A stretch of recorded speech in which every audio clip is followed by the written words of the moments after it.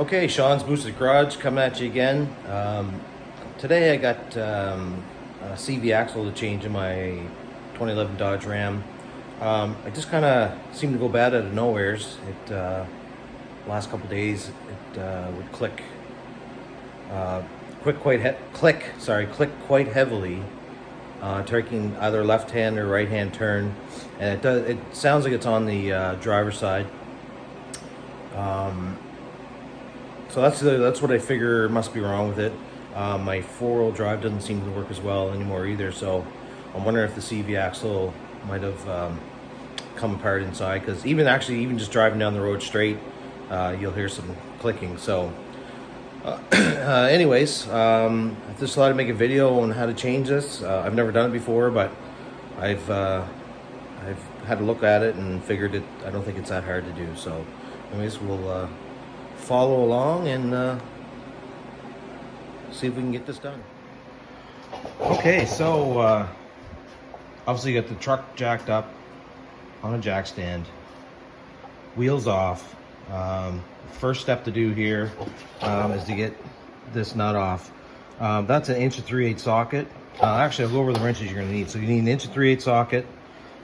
This is a 13/16 socket, and impact, if you got one, would be great. If not, to get that big nut off, you could put a bar in between the studs to keep the hub from turning, and a ratchet with a sort of a cheater handle on it in the socket, and you can probably get it loose, I would imagine. So yeah, you need those sockets. The hammer is just for this upper ball joint here. I've seen where some people take the upper ball joint off, or they take the lower one off, or even seen a video where a guy took the whole thing off.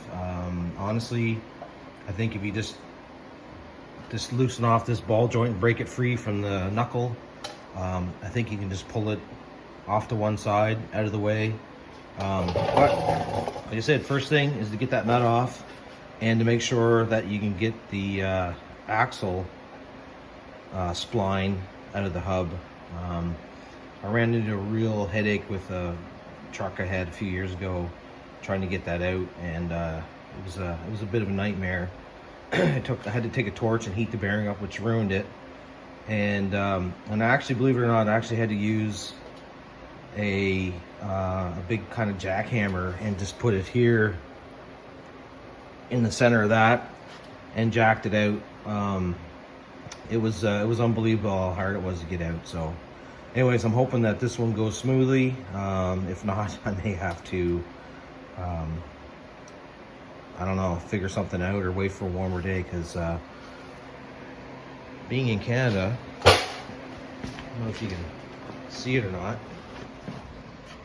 but it's snowing out today and it's about -20 Celsius, so it's cold. I'm just doing this because it's snowing and my four-wheel drive doesn't work, and the truck gets around better with the four-wheel drive working.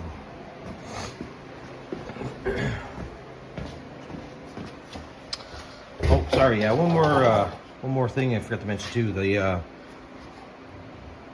The caliper's gonna have to come off, and I believe that's 2 15mm bolts that come off. Yeah, these right here. There's one here, and there's one down here. So yeah, so I'm gonna get this nut loose, push the axle out, or like at least to make sure it moves.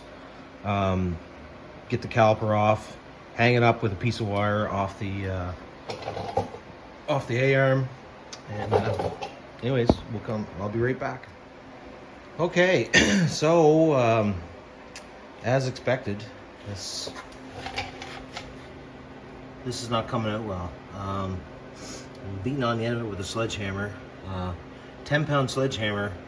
I think it's moved a little bit, but man, it is hard coming out. I might need a torch for this. Of course, I have my torches, but they're not working right, and I put off fixing it, so here I am. Anyways, what I'm going to do right now is get this caliper out of the way. I already unbolted it. I was wrong about the socket size. It's actually 13/16 as well. So the same socket you use up here, be the same to take the. You're taking this whole bracket off. We're not taking the caliper bolts off and unbolting it from the bracket. We're just unbolt the whole bracket. So I'm gonna get that out of the way and do some more beating on this CV axle, and hopefully it comes out. And oh yeah, remember how it wasn't working right? Well, as you can see here, that boot's all twisted and can't get it to do it right now, but this CV joint actually turns independently of the shaft, so it's broke off, sheared off, whatever inside. So anyways, definitely got to get it changed, so we'll see what we get into here. Okay, caliper's off. Just got it wired up there with a piece of mechanics wire, whatever you got, zip tie, anything you got that'll hold up there, bungee cord. Got the rotor off. I guess I'll commence beating the end of the shaft with a sledgehammer and hopefully it'll move. I did put some lubricant in there. Tried to get some back here, but it's kind of hard to get into.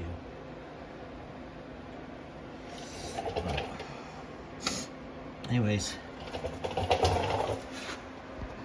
wish me luck.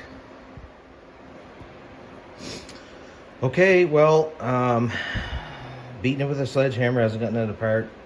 I did try a little bit of heat. I got this MAP gas, but I mean, that's pretty much bringing a knife to a gunfight when you're into this situation. So I gotta call my buddy Steve and get his jackhammer from him. I know it sounds crazy, but it might be the only option, because that sledgehammer didn't get it out with a little bit of heat.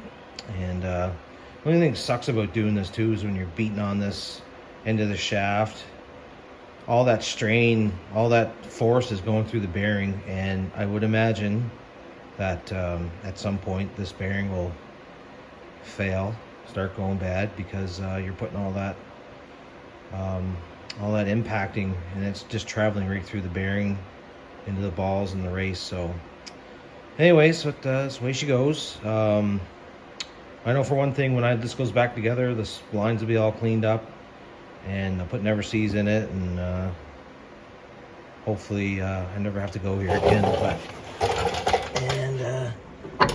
I was able to get this to turn, so now you can see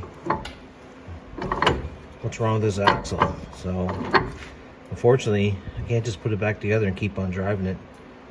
Gotta fix it now. Okay, see what happens. All right, I'm back. Got to resort to the big guns here. My sledgehammer wouldn't do it. My torch isn't working, so I can't heat it up. I don't like heating it up anyways, because I think the last time I did that, I pretty much melted all the grease out of my bearing on my Expedition when I had that. So anyways, I'm hoping this is going to work, because I got to get this part kind of stuck now. So anyways, kind of looks like overkill, but honestly, this is all that worked last time on my Expedition. And at that time, it was I'd messed around with it for like a day or two, I think, and I just had to get it apart. So kind of learned from that lesson. So I think I'll just gonna go right to this now and see what happens. Hopefully when I come back, I get this axle out. All right, so my jackhammer trick didn't work. Anyways, here's a little idea how it's all set up. This worked on my last vehicle, Expedition, there a few years ago. Basically what I did was heat inside the hub there. What's holding it up is there's a spline in there, so you're trying to release the spline. This just is not working. I don't know what temperature I had it up to, but I probably heated with a torch for a good 2 or 3 minutes. Like, it should have been pretty good and hot. And I tried it a couple different times along with this jackhammer. This jackhammer says 33 foot-pounds, but I mean, maybe that's not enough. But like I said, last one had to do expedition. Like, once I heated the hub up and put this jackhammer on it, like, it came right out. But this one is being super stubborn. So my next option is I got to remove the whole knuckle assembly and axle and go get it pressed out. That's the only thing left to do now. It's unfortunate because I was really hoping to get this done today, and probably all those hammering and stuff, and no doubt ruined the wheel bearing. So I think I'm just going to replace the wheel bearing too, because if not, I'll just be back here in a couple months, I would imagine, if that. So anyways, off to the press we go. Hopefully this will do the trick. All right, I'm back. Couldn't get this axle out. No way. Didn't want to come out. So I think in the last update, I said I was going to take out this this knuckle. So I'll show you what I'm up against here now. In order to remove this knuckle, the axle has to be out. Oops. Because this knuckle has to drop down to clear the ball joint stud. Unfortunately, I think I'm gonna have to sacrifice the ball joint to get this done. I'm gonna lower the jack down, let this knuckle fall down as far as it can, and get in around here and cut that shank off. And I'll be able to get this out and then get it to a press. And unfortunately, there's nothing wrong with the ball joint, but unfortunately, I don't see any other way to do this. Like I said, it will not come out with the CV joint in, because it won't allow the CV joint in there won't allow the knuckle to drop down enough to get past the stud. So anyways, kind of stinks, but it's what you got to do. So some of the videos I watched, the guys say, oh, this is very easy. Well, when you live in Canada or somewhere in the Rust Belt in the US, this is what you run into. Things just don't come apart like if you're living in Florida or whatever. So unfortunately, sometimes you gotta sacrifice other parts to get this apart. So anyways, I'll have to cut this off, and then when I get it off to the press I go, and we'll try to put this all behind us and get her done. Okay, well, here I am at my buddy Steve's place. Man, this was this has been a job, let me tell you. I've been at it all day. Well, probably since 10 a.m. this morning, and it's 8 p.m. right now. I had to do some running around, whatever. Hasn't all been spent on that, but I mean, it's been a big job, and it all comes down to this CV joint not want to break free the spline. So I got it on this press now. I think it's good for 20 tons or something. So hopefully that does it. I can also put some heat to it. I already went out and bought a new wheel bearing and new CV axle, and had to buy a new ball joint because I had to cut the ball joint to be able to get this knuckle off. So anyways, this is what's holding me up right now. I get this spline out, then I can start putting the truck back together. But at this point, it'll be tomorrow anyway. So anyway, stand by. We'll see if we get this out. Well, I finally got it apart. What a trial this has been to get apart. I had to use a 30-ton press. Heated up the hub to, I think it was well over 700 degrees Fahrenheit. All while my friend Steve was here, and he was hitting it with an air hammer. You can see some of the marks there. Some of the marks there. And I just really, I was almost at the end there. I didn't think I was going to get it, and I just kept pulling on the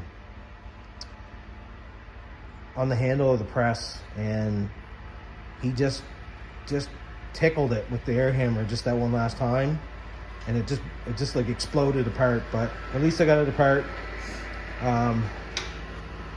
This bearing wasn't all that easy to come out of the knuckle either. We had to beat and pound on that and use the air hammer and all kinds of crazy stuff. But anyways, it's finally apart.